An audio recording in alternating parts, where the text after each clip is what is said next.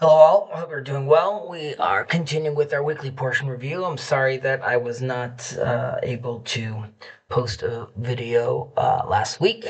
And this week we are starting a new book, the Book of Exodus, which really opens at like a moment of really uh, great transition. And the family, right? Abraham's family, Jacob's family that descended into Egypt has now grown into, or is growing into, a nation.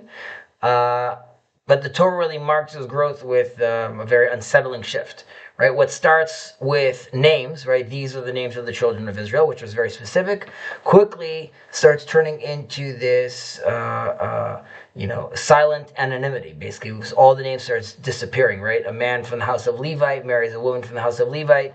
And we slowly see all the names starts disappearing, and a new king arises, who the Torah stresses doesn't know Joseph, and with that forgetting really starts this deeper blindness. Right, there's an inability to recognize Israel not just as a population, but also as a bearer of a certain destiny.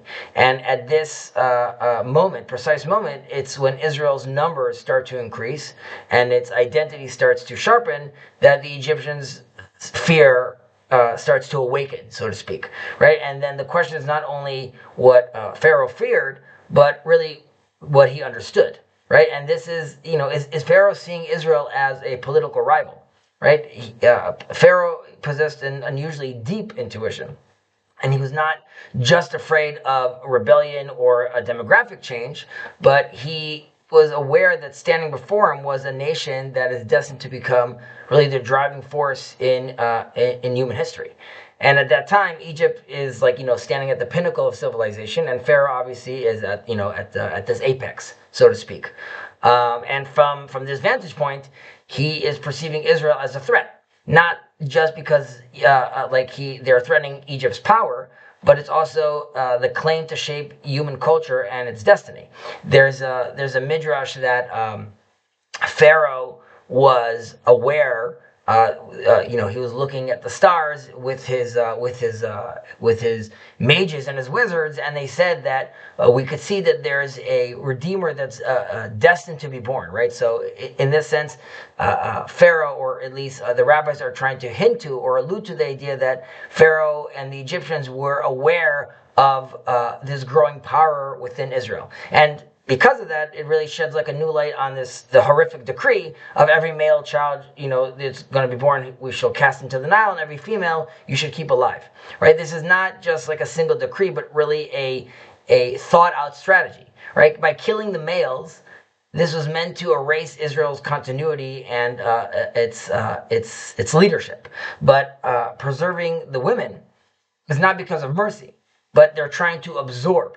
Right? The children of Israel would remain Jewish according to Jewish halacha, right? But the Egyptian culture, the identity, and the alliance would be to Egypt. And, in that sense, Pharaoh is really looking to, appropriate Israel's generative power and, the spiritual creativity and the future shaping force that he recognized within them. He wants to appropriate that for himself. And his aim was really not for a total destruction, but really the inheritance of chosenness. And he understood something that is very essential. Without Israel, Egypt lacked something that was fundamental. Right? But with Israel independent, Egypt's civilization and dominance ultimately gets threatened. And his solution was this middle path, right? Absorbed Israel's essence without allowing Israel itself to remain. And this is the same inner logic that we see, running through anti-Semitism across history, right? I would say, German anti-Semitism, for example, didn't really seek, of course, for Jewish assimilation, right? But Hitler, right, their tyrant, clearly felt comfortable to declare openly that there can't be two chosen people, right? And by doing this, he's really revealing that he perceived the Jewish people not just as enemies, but actually rivals to the Third Reich, right? Rivals to their the German destiny. And this is a difficult truth that we have to realize. Every anti-Semitism contains hidden within it a really distorted form of recognition. Maybe it's even like a warped love. right? Hatred is not indifference. It really signifies that it's a significance that turns into negation, right? The Jews hated because the anti-Semite senses, often unconsciously, that Israel carries something essential for humanity. There's a moral gravity. There's this covenant of meaning, and there's a sense of historical purpose. And this is why anti-Semitism resurfaces in the time where there's a civilizational crisis, or the meaning crisis that many of us are talking about. And when societies feel hollow and they are feeling lost, and they really turn then against the people who represent meaning itself. And anti-Semitism then is not just prejudice, it's really a confession or a dependency expressed as rejection at the end of the day. And the rise of anti-Semitism in our time today follows the same pattern. And Western culture faces this crisis of meaning, like we're discussing, and there's a moral authority that is clearly fragmented in the world, and identity itself is unstable, as we could see what's going on in Europe and many other countries. And there's in a sense, progress itself, or people being progressive, they really lost their way, they lost their orientation, they lost their compass. And once again, Israel and the Jewish people are perceived as embodying something that others lack, but they can't actually claim, right? It's the continuity, the covenant, the direction. And the modern anti-Semite, he may not say it this way, but the intuition remains unchanged, right? Since Pharaoh, when he says, if Israel exists as Israel, then our story is incomplete. And this ancient drama is repeating itself again. Only the customs and the slogans, they change.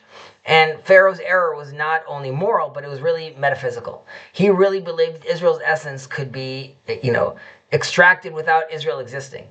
And history has proven that this is impossible.